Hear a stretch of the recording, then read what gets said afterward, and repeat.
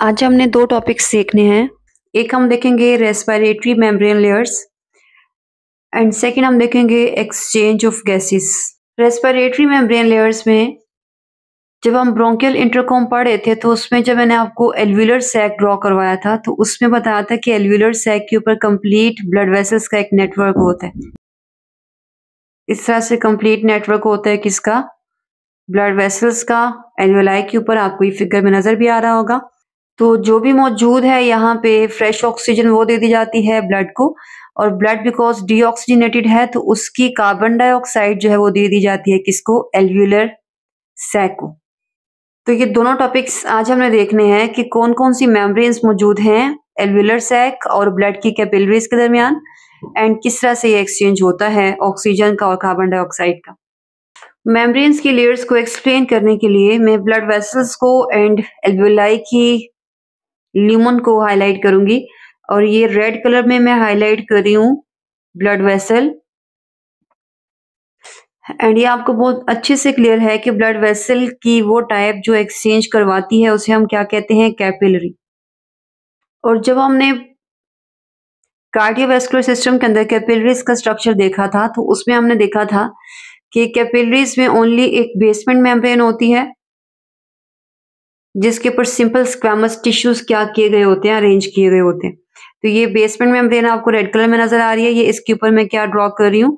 Simple squamous tissues की एक single layer. Cardiovascular system का फर्स्ट लेक्चर आप देख सकते हैं जिसमें हमने कैपिलरीज का स्ट्रक्चर देखा था। एंड सिंपल स्क्वैमस टिश्यूज में आपने बात की थी कि जस्ट स्क्वैमस क्या होता है? एक फ्लैट सेल होता है, उसकी सेल मेम्ब्रेन और ये अंदर न्यूक्लियस। तो ये हमने सिंपल स्क्वैमस सेल्स की एक लेयर ड्रॉ कर दी। इनको लेबल भी कर देते हैं। ये रेड कलर में आपको नजर आ रही है बेसमेंट मेम्ब्रेन, और किसकी है ये बेसमेंट मेम्ब्रेन? इस एंडोथेलियल सेल्स की जो कि simple squamous tissues. So basement membrane of endothelial cell. और ये ब्लू कलर में आपको नजर आ रही है, रेड कलर में है बेसमेंट मेम्ब्रेन। अगर आप इतना लंबा नहीं लिखना चाहते हैं तो ओनली बेसमेंट मेम्ब्रेन भी इनफ है। और ये वाला जो ब्लू में आपको नजर आ रहा है ये क्या होंगे? Endothelial cell. और ये कैपिलरीज के अंदर क्या मौजूद है? प्लाज्मा। और ये है रेड ब्लड सेल जिनमें क्या होगी? हीमोग्लोबिन। तो ये है बाइकॉनकेव रेड ब्लड सेल और ये इसके अंदर हीमोग्लोबिन। और ये कैपिलरीज की अपर साइड पे मौजूद एल्वियुलर मेम्ब्रेन। इसके भी दो पार्ट्स हैं। ये जो ग्रीन कलर में जो नजर आ रही है बेसमेंट मेम्ब्रेन है, और इसकी अपर साइड पे ये क्या होंगे? जहाँ पे एक्सचेंज होता है आपको पता है वहां पे हमेशा सिंपल स्क्वैमस टिश्यूज होते हैं। Simple means single layer, squamous means flat shape के सेल्स की। तो ये क्या है? Basement membrane of alveolar epithelium.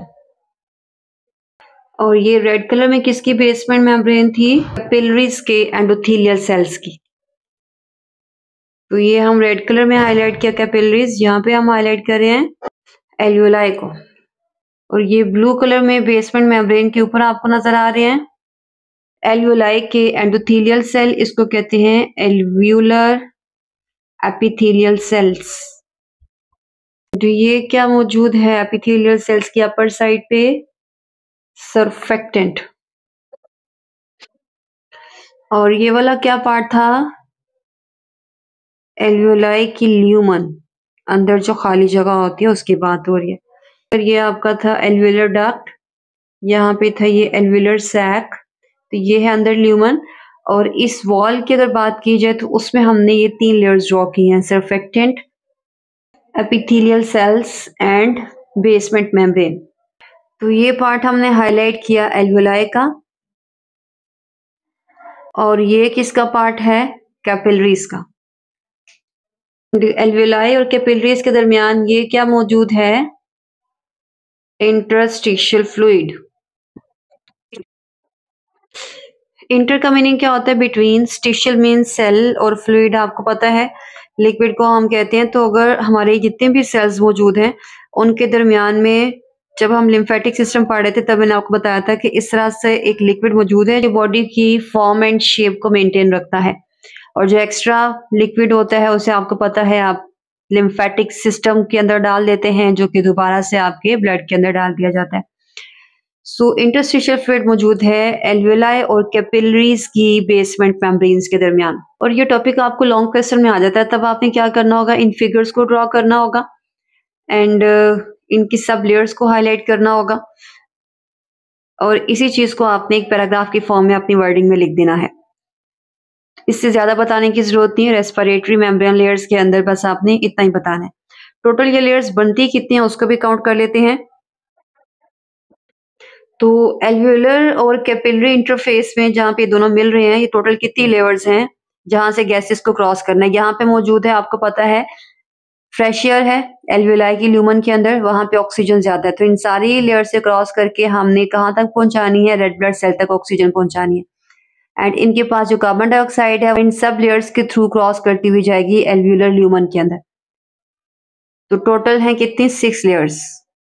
जो फर्स्ट लेयर है एल्वियोलाई की ल्यूमन के अंदर वो है सरफेक्टेंट। देन एल्वियोलाई की वॉल में एल्वियोलर एपिथेलियल सेल, इसकी वॉल को इनर साइड से सरफेक्टेंट ने कवर किया होता है। और देन उसके बाद एल्वियोलाई की एपिथेलियल सेल को होल्ड करने के लिए बेसमेंट मेम्ब्रेन। और ये दोनों स्ट्रक्चर्स के दरमियान मौजूद इंटरस्टिशियल फ्लूइड। फिर यहाँ से स्टार्ट होता है बेसमेंट मेम्ब्रेन हमारी कैपिलरीज की, जो कि हैं कैपिलरीज की एंडोथेलियल सेल्स की होल्ड करें तो हम कहते हैं basement membrane of endothelial cells. और बेसमेंट मेम्ब्रेन की इनर साइड पे है एंडोथेलियल सेल्स की लेयर, और ये प्लाज्मा और आरबीसीज।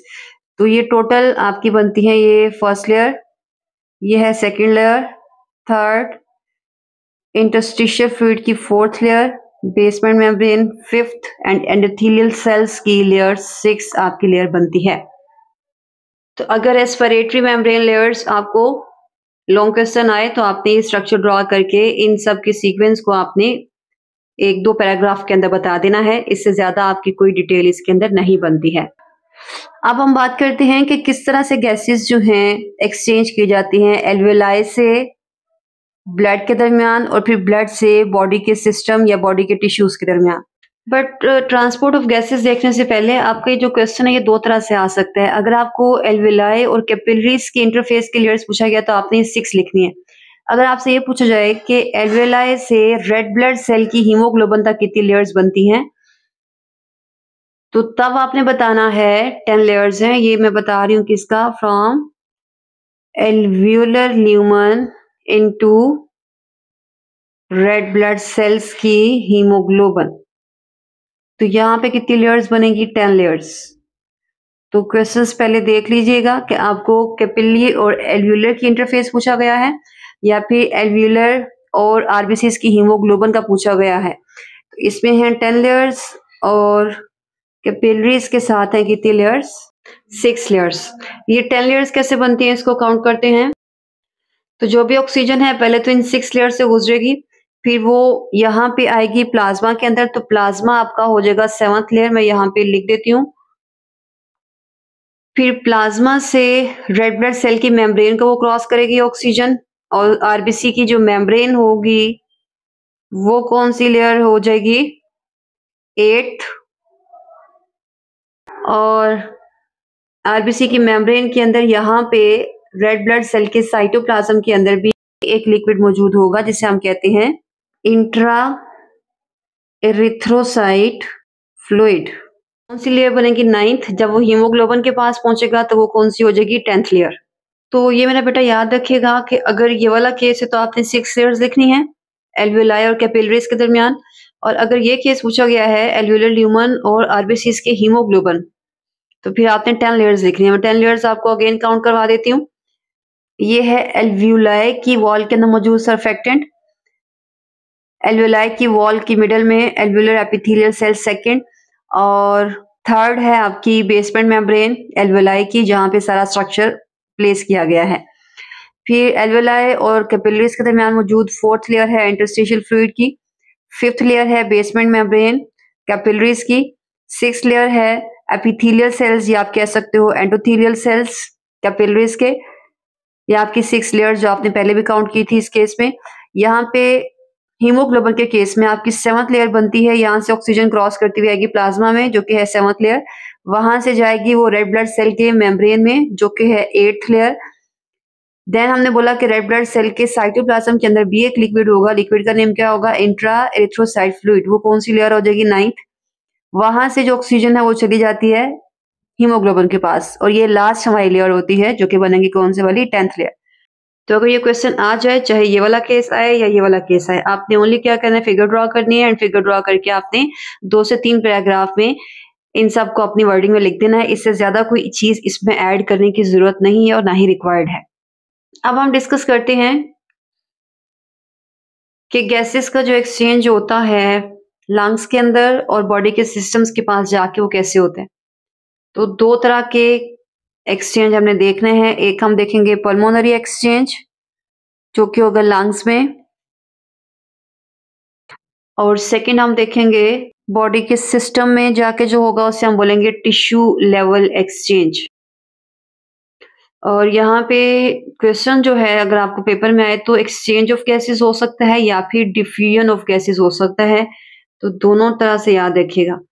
एक्सचेंज की जगह पे कौन सा वर्ड हो सकता है, डिफ्यूजन।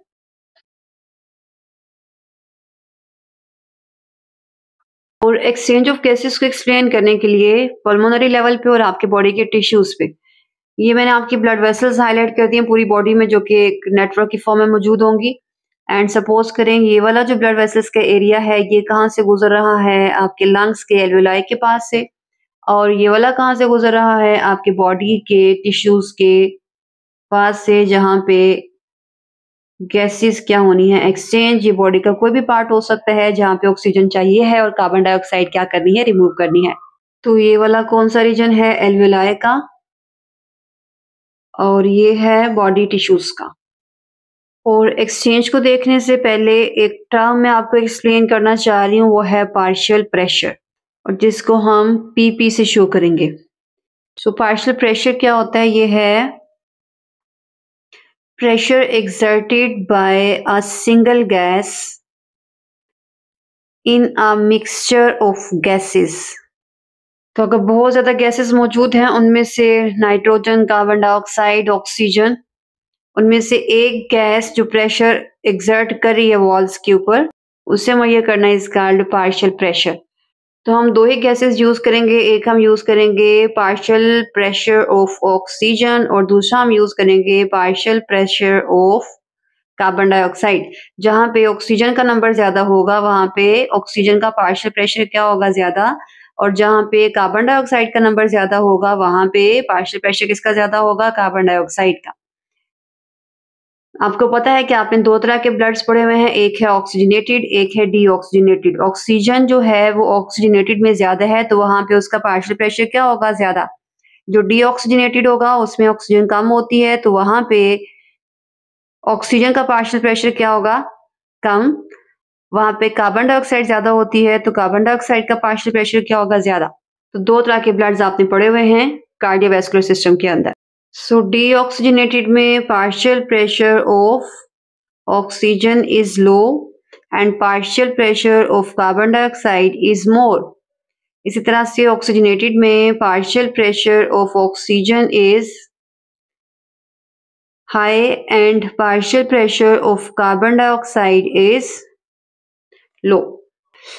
एंड ये जो ब्लड वेसल्स हैं ये लंग्स में से होके जब हार्ट के अंदर एंटर होती हैं तो किस चैम्बर में एंटर होती हैं, लेफ्ट एट्रियम में। वहां से ब्लड जाता है लेफ्ट वेंट्रिकल में, फिर सिस्टेमिक आर्टरी के थ्रू बॉडी के टिश्यूज के पास जाता है, बॉडी के टिश्यू से एक्सचेंज करवा के एंटर होता है कहाँ पे, राइट एट्रियम में, फिर वहां से जाता है राइट वेंट्रिकल में, एंड यहाँ से पंप कर दिया जाता है कहाँ पे, पल्मोनरी आर्टरी के थ्रू, किसके पास, लंग्स के पास। तो जो पॉसिबल वेन्स हो सकती हैं मैं यहाँ पे हाईलाइट करती हूँ। ये कौन सी है, लंग्स में से आ रही है हार्ट के पास, तो कौन सी होगी, पल्मोनरी वेन। ये जाएगी हार्ट में से बॉडी के टिश्यूज के पास, और ये कौन सी होगी, सिस्टेमिक आर्टरी। यहाँ पे जब एक्सचेंज हो जाएगा तो ये दोबारा से हार्ट के पास जाएगी। ये कौन सी होगी आपको पता है? वेना केवा है ये, और ये होगी सिस्टमिक वेन। हार्ट दोबारा पंप करेगा और ये कौन सी होगी जब निकलेगा और लंग्स के पास जाएगा, तो आपको पता है ये है पल्मोनरी आर्टरी। साथ ही आपको पता है कि पल्मोनरी वेन में कौन सा ब्लड होगा? ऑक्सीजनेटेड। सिस्टमिक आर्टरी में होगा ऑक्सीजनेटेड। सिस्टमिक वेन में आपको पता है होगा डीऑक्सीजनेटेड। पल्मोनरी आर्टरी के अंदर कौन सा होगा? डीऑक्सीजनेटेड। जब हम फ्रेश एयर इनहेल करते हैं तो इनहेल्ड एयर के अंदर ऑक्सीजन आपको पता है बहुत ज्यादा होती है, और कार्बन डाइऑक्साइड क्या होती है उसमें बहुत कम होती है। और जो ऑक्सीजन का पार्शियल प्रेशर होता है इनहेल्ड एयर में वो होता है 160 millimetre mercury. And carbon dioxide fresh air में बहुत कम होती है, उसका जो पार्शियल प्रेशर होता है वो होता है 0.3 मिलीमीटर मर्करी। मैं इस पूरी डिटेल के अंदर जब भी पार्शियल प्रेशर की टर्म यूज करूं तो उसको देख के परेशान नहीं होना। जस्ट अगर आपको ये चीज नहीं याद रखनी है तो आप याद रख लें number of oxygen and carbon dioxide. जहाँ पे नंबर ज्यादा है उसके मॉलिक्यूल भी ज्यादा होंगे और वो प्रेशर भी क्या करेगा? ज्यादा अप्लाई करेगा। तो यहाँ पे नंबर ज्यादा है फ्रेश एयर में तो पार्शियल प्रेशर भी क्या होगा? ज्यादा ऑक्सीजन का। फ्रेश एयर में कार्बन डाइऑक्साइड कम है तो उसका पार्शियल प्रेशर भी क्या होगा? कम होगा। प्रीवियस लेक्चर्स में हम देख रहे थे हमारे लंग्स में हमेशा रेजिडुअल वॉल्यूम होता है जो कि लंग्स के अंदर हमेशा रहती है एयर। और क्योंकि हमारा हार्ट जो है वो 72 टाइम्स अगर बीट करता है 1 मिनट के अंदर, तो वो 72 टाइम्स ही आपके लंग्स के पास आएगा। और इनहेल हम करते हैं ओनली 12 टाइम्स। तो इट मीन्स कि जब यहाँ पे फ्रेश एयर मौजूद नहीं है, अभी हमने इनहेल नहीं किया, तो जो ऑलरेडी मौजूद एयर होती है वो क्या करती है? वो हमारे ब्लड में ऑक्सीजन डाल रही होती है और वहां से कार्बन डाइऑक्साइड रिसीव कर रही होती है। इट मीन्स कि जब तक हम नई फ्रेश एयर इनहेल नहीं कर लेते हैं, यहाँ पे जो एयर होती है वो गैसेस को एक्सचेंज करवा रही होती है, जिसमें आप लोगों ने ईआरवी और रेजिडुअल वॉल्यूम पढ़ा था। नॉर्मल ब्रीदिंग के केस में वो सारी एयर काम कर रही होती है। एंड इट मीन्स कि जब तक एक नई फ्रेश एयर आती है, यहाँ पे जो एयर है उसमें कार्बन डाइऑक्साइड बहुत ज्यादा हो चुकी होती है एक्सचेंज करवा के, एंड उसमें ऑक्सीजन क्या हो चुकी होती है? कम हो चुकी होती है। तो इसलिए फिर जब ये फ्रेश एयर आती है तो एल्वेलाई के अंदर 160 मिलीमीटर मर्करी ऑक्सीजन का नहीं होता है, बिकॉज ऑक्सीजन वहां पे कम होती है और बहुत ज्यादा कार्बन डाइऑक्साइड उसमें ऑलरेडी जो प्रेजेंट एयर होती है उसमें से मिक्स हो जाती है। तो फाउल एयर के साथ फ्रेश एयर के मिक्स होने के बाद यहाँ पे जो ऑक्सीजन का पार्शियल प्रेशर होता है वो हो जाता है 104 millimetre mercury. And carbon dioxide because foul air में बहुत ज्यादा थी वो मिक्स हो गई है, तो उसका प्रेशर एयर में क्या हो जाता है? ज्यादा, जो कि है 40 मिलीमीटर मर्करी। और ये जो पल्मोनरी आर्टरी लंग्स में से पिक करके लेके आ रही है, ऑब्वियसली ये डीऑक्सीजनेटेड है। इसमें ऑक्सीजन का कितना होता है पार्शियल प्रेशर? 40 millimetre mercury. और इसमें कार्बन डाइऑक्साइड का कितना होता है? 46 मिलीमीटर मर्करी। नेक्स्ट टाइम मैं ये जो भी वैल्यूज यहाँ पे लिखूंगी उनके साथ आपने सपोज कर लेना है ये यूनिट सेम रहेगा, क्योंकि यहाँ पे स्पेस कम है तो मैं ओनली वैल्यूज मेंशन करूंगी। जब ये ब्लड एल्वेलाई के पास आता है तो एल्वेलाई में आपको पता है ऑक्सीजन का कितना प्रेशर है? 104। इसके पास कितना था? 40। तो ऑक्सीजन जो है वो डिफ्यूज करती है from higher partial pressure to lower partial pressure. तो इट मीन्स कि ऑक्सीजन जो है वो निकल जाती है कहाँ से? एल्वेलाई से, और वो आ जाती है कहाँ पे? ब्लड के अंदर। यहाँ पे कार्बन डाइऑक्साइड क्या है? इसका पार्शियल प्रेशर 46 है, यहाँ पे 40 है, तो ये भी मूव करती है from high concentration of area to low concentration of area. Diffuse कर जाती है उस एरिया से जहाँ पे उसका नंबर ज्यादा है उस एरिया की तरफ जहाँ पे उसका नंबर क्या होगा? कम। और जब ब्लड अपनी कार्बन डाइऑक्साइड एल्वेलाई को दे देता है और एल्वेलाई की ऑक्सीजन ले लेता है, तो इसमें ऑक्सीजन ज्यादा हो गई है तो उसका पार्शियल प्रेशर कितना हो जाता है? 100। और कार्बन डाइऑक्साइड हमने यहाँ से निकाल दी है तो उसका पार्शियल प्रेशर क्या हो जाता है? कम, जो कि है 40 मिलीमीटर मर्करी। ये सबके साथ आपने मिलीमीटर मर्करी के यूनिट्स लगाने हैं जब आप इसकी डिटेल लिखेंगे नीचे पैराग्राफ की फॉर्म में। और यही जो ऑक्सीजनेटेड ब्लड है ये पल्मोनरी वेन के थ्रू जाएगा लेफ्ट एट्रियम में, वहां से वो पंप किया जाएगा लेफ्ट वेंट्रिकल में, फिर लेफ्ट वेंट्रिकल पंप करता है सिस्टेमिक आर्टरी के थ्रू पूरी बॉडी के पास। तो इट मीन्स की बॉडी के पास जो ब्लड आता है वो ऑक्सीजनेटेड होता है, उसमें ऑक्सीजन का पार्शियल प्रेशर कितना होता है 100 एंड कार्बन डाइऑक्साइड का कितना होता है 40। एंड बॉडी के टिश्यूज में अगर हम पार्शियल प्रेशर की बात करें तो यहाँ पे वेरिएबल होता है ऑक्सीजन और कार्बन डाइऑक्साइड का पार्शियल प्रेशर, बिकॉज बॉडी के हर एक टिश्यू में डिपेंड करता है कि कितनी एक्टिविटी हो रही है। अगर वहाँ पे एक्टिविटी ज्यादा हो रही है तो वहाँ पे ऑक्सीजन का यूज ज्यादा हो रहा है, इट मीन्स कि ऑक्सीजन बहुत कम होगी। वहाँ पे कार्बन डाइऑक्साइड की प्रोडक्शन ज्यादा हो रही होगी, तो इसलिए वहाँ पे कार्बन डाइऑक्साइड का नंबर क्या होगा, ज्यादा होगा। तो सपोज करें हम यहाँ पे बॉडी का कोई भी एक्टिव बॉडी टिश्यू हाईलाइट कर रहे हैं जहाँ पे ऑक्सीजन कितनी हो चुकी है 20 millimetre mercury and carbon dioxide कितनी हो चुकी है 60 मिलीमीटर मर्करी। तो ब्लड के अंदर जो ज्यादा पार्शियल प्रेशर है ऑक्सीजन का वो मूव कर जाता है कहाँ पे, बॉडी टिश्यूज में। ऑब्वियसली इंटरस्टिशियल फ्लूइड यहाँ पे होगा इन दोनों के दरमियान, तो पहले ब्लड से जाएगा इंटरस्टिशियल फ्लूइड में, फिर वहां से जाएगा बॉडी के सेल्स के अंदर। जो कार्बन डाइऑक्साइड है वो ज्यादा है बॉडी टिश्यूज के पास, तो वो कहाँ पे चली जाती है ब्लड के अंदर। सिंपल जो डिफ्यूजन आप लोगों ने पढ़ी थी वही मेथड्स हो रहे हैं, जहाँ पे नंबर ज्यादा है वहां से मूव करेंगे उस एरिया पे जहाँ पे नंबर क्या है कम है। यहाँ पे हमने उस नंबर के लिए टर्म यूज की है कौन सी, पार्शियल प्रेशर की। तो जब ब्लड लीव करता है बॉडी टिश्यूज को तो इसमें ऑक्सीजन क्या हो चुकी होती है कम, क्योंकि उसने दे दी है बॉडी के सेल्स को, और वो कितनी हो चुकी होती है 40 मिलीमीटर मर्करी। एंड वहां से कार्बन डाइऑक्साइड क्या की गई है, पिक की गई है, तो कार्बन डाइऑक्साइड की अमाउंट कितनी हो जाती है ज्यादा, और हो जाती है 46 मिलीमीटर मर्करी। और ये ब्लड कौन सा हो जाता है डीऑक्सीजनेटेड, यहाँ से ये जाएगा राइट एट्रियम में, वहां से पंप किया जाएगा राइट वेंट्रिकल में, एंड राइट वेंट्रिकल से पल्मोनरी आर्टरी इस डीऑक्सीजनेटेड को पिक करती है और ले जाती है कहाँ पे, लंग्स में, जहाँ पे ये स्टोरी आपने ऑलरेडी पढ़ी है। और ये साइकिल पूरा दिन हमारी बॉडी में क्या करता रहता है, रिपीट होता रहता है।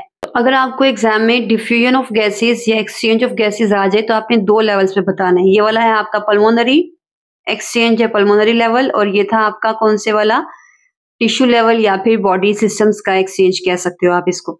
तो जब भी ये क्वेश्चन आपको आए आपने ये वाला जो पूरा पार्ट है इसको निकाल के ये वाला सारा पार्ट जो है एक सिंगल पेज पे सारा ड्रॉ करना है और फिर इसको अपनी वर्डिंग में लिख देना है। आपको कहीं से भी इसको रट्टा लगाने की जरूरत नहीं है। और फर्स्ट पेज पे ये चीजें बता दीजिएगा जो मैंने आपके कॉन्सेप्ट्स के लिए बताई हैं, लेकिन ये वाले जो फिगर है ये ओनली एक सिंगल पेज पे आपने ड्रॉ करनी है, बाद में इसकी डिटेल बतानी है। वैसे तो ये बहुत मुश्किल है नहीं है, लेकिन अगर आपको कभी ये वैल्यूज भूल जाएं, ना याद रहें, तो आप सिंपली डिफ्यूजन की टर्म यूज कर सकते हो, आप पार्शियल प्रेशर ना यूज करें। लेकिन ये बहुत आसान है, इसको ज़हन में रख लीजिएगा। उससे 3 दफा इसको सुनने से याद करने से आपको ये याद हो जाता है।